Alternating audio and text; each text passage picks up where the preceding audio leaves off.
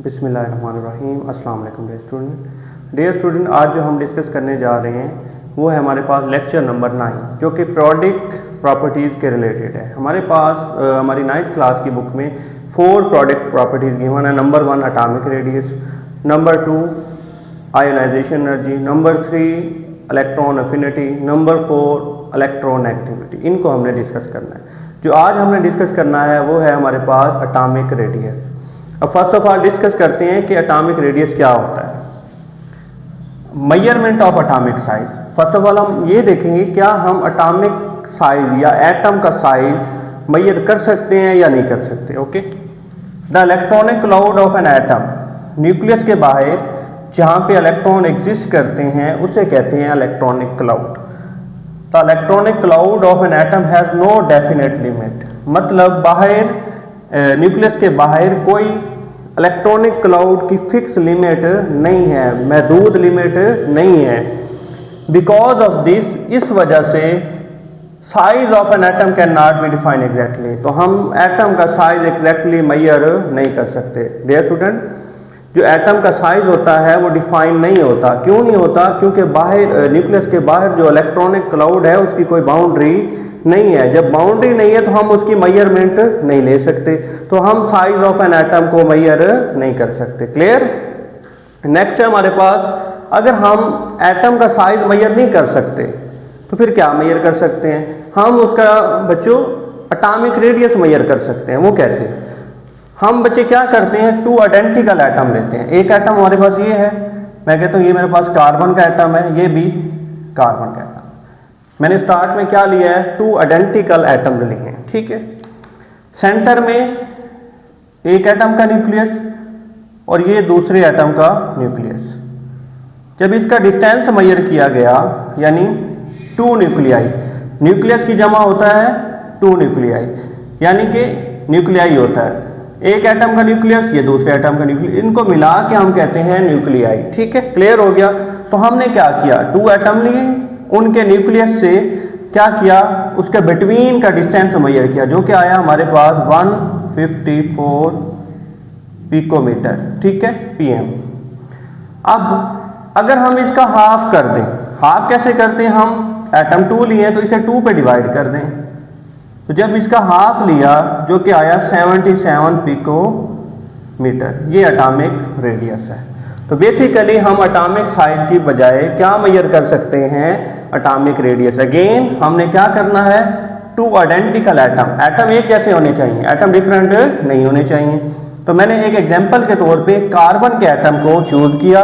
Carbon के 2 identical atom लिए, जब उनके न्यूक्लियाई क्या होते हैं, न्यूक्लियस की जमा होती है, मतलब एक एटम का न्यूक्लियस दूसरे एटम का न्यूक्लियस, दोनों को मिला के हम न्यूक्लियाई बोलते हैं। तो 2 न्यूक्लियाई के बिटवीन का डिस्टेंस जो मैंने मेजर किया वो है 154 पिकोमीटर। जब मैंने उसका हाफ किया वो आया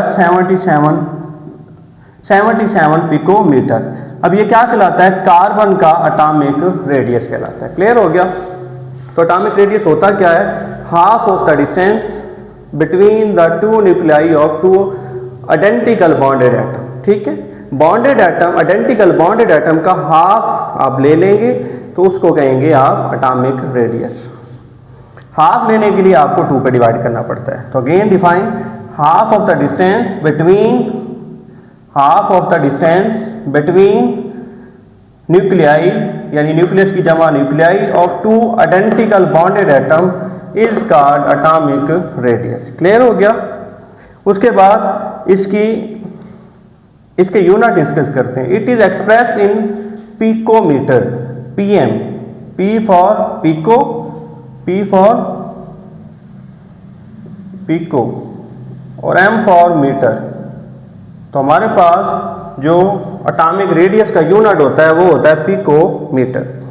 अब अगेन हमने वही एग्जांपल के तौर पे हमने लिया कि अगर हम कहें distance between the nuclei of 2 carbon atom is 154, half of the distance is 77 picometre, this is called atomic radius of carbon. तो एग्जांपल के तौर पे हमने कार्बन का जो एटम है वो चूज किया, उसका एटॉमिक रेडियस मेजर किया जो कि है 77 picometre. Clear?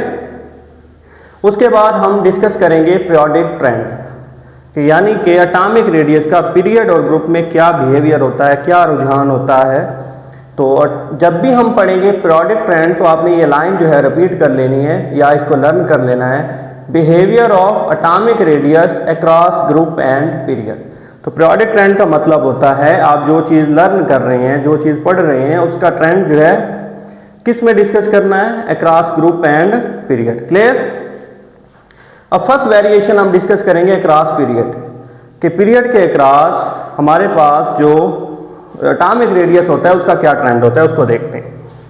When we move across a period from left to right, हमने डिस्कस किया हुआ है प्रीवियस लेक्चर में कि left to right periodic table में जब मूव करते हैं तो हमारे पास पीरियड कहलाता है। ठीक है, तो पीरियड में जब हम लेफ्ट टू राइट मूव करते हैं atomic radius decreases, atomic radius कम होगा हमेशा। जब भी हम लेफ्ट टू राइट मूव करेंगे एटॉमिक रेडियस डिक्रीज होगा। ठीक है, ये बात आपने याद रखनी है। अगेन जब हम पीरियोडिक टेबल में लेफ्ट टू राइट मूव करेंगे यानी अक्रॉस पीरियड मूव करेंगे एटॉमिक रेडियस हमेशा डिक्रीज होगा। अब उसकी रीजन देखते हैं कि एटॉमिक रेडियस क्यों डिक्रीज हो रहा है, क्या वजह है। बेसिकली जब हम लेफ्ट टू राइट मूव करते हैं एटॉमिक नंबर ग्रेजुअली इंक्रीज होता है। जब एटॉमिक नंबर इंक्रीज होता है तो न्यूक्लियस के अंदर नंबर ऑफ प्रोटॉन इंक्रीज होते हैं, जिसके ऊपर न्यूक्लियस पे चार्ज इंक्रीज होता है। तो न्यूक्लियस पे जब चार्ज इंक्रीज होता है तो न्यूक्लियस की और वैलेंस इलेक्ट्रॉन की अट्रैक्शन बच्चों इंक्रीज हो जाती है, जिससे उसका साइज कम हो जाता है। क्लियर।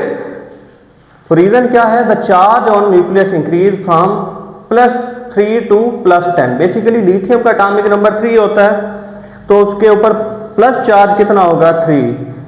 अब बेरिलियम का 4 होता है तो उसके ऊपर प्लस चार्ज होगा 4 एंड सो ऑन। नियोन का क्योंकि एटॉमिक नंबर 10 है, इसके ऊपर जो प्लस चार्ज होगा या नंबर ऑफ प्रोटॉन होंगे वो होंगे 10। तो न्यूक्लियस के ऊपर जो चार्ज होता है वो इंक्रीज होता है फ्रॉम +3 यानी लिथियम से नियोन की तरफ +4, जिससे क्या होता है न्यूक्लियस वैलेंस इलेक्ट्रॉन को स्ट्रॉन्गली पुल करता है, जिससे एटम का साइज डिक्रीज हो जाता है। This tend to pull electron closer to the nucleus so atomic size decrease, जिससे एटम का साइज क्या हो जाता है, डिक्रीज हो जाता है। क्लियर। उसके बाद हमने atomic radius of second period को देखना है। ये एग्जांपल के तौर पे आपने याद करना है। सेकंड पीरियड का हमारे पास फर्स्ट एलिमेंट है lithium, beryllium, boron, carbon, nitrogen, oxygen, fluorine and neon. आपने शो करवाना है कि इसका एटॉमिक रेडियस डिक्रीज हो रहा है या इंक्रीज हो रहा है। क्लियर। लिथियम की बात करें तो लिथियम का हमारे पास जो एटॉमिक रेडियस है वो है हमारे पास 152। ओके। बेरिलियम का 113, boron 88, carbon 77, nitrogen 75 and so on. जब नियोन पे पहुंचते हैं तो 69 रह जाता है। इसका मतलब है left to right atomic radius क्या हो रहा है, सेकंड पीरियड में डिक्रीज हो रहा है। क्लियर। तो हमने देखा कि अक्रॉस पीरियड जब मूव करते हैं एटॉमिक रेडियस का क्या ट्रेंड रहता है बच्चों, लेफ्ट टू राइट हमेशा एटॉमिक रेडियस डिक्रीज होगा। क्यों डिक्रीज होगा, क्योंकि उसके ऊपर न्यूक्लियस के ऊपर जो प्लस चार्ज यानी नंबर ऑफ प्रोटॉन होते हैं वो इंक्रीज हो जाते हैं, न्यूक्लियस की अट्रैक्शन इंक्रीज हो जाती है, जिससे साइज डिक्रीज हो जाता है। फिर हमने एग्जाम्पल के तौर पे सेकंड पीरियड को डिस्कस किया, जिसमें हमने देखा lithium to neon atomic size continuously क्या हो रहा है, डिक्रीज हो रहा है। क्लियर। उसके बाद वेरिएशन अक्रॉस ग्रुप। अब ग्रुप टॉप टू बॉटम जब हम पीरियोडिक टेबल में मूव करते हैं उसे कहते हैं ग्रुप। अब एटॉमिक रेडियस ग्रुप में क्या होता है, इंक्रीज होता है, पीरियड में डिक्रीज, ग्रुप में इंक्रीज। क्यों,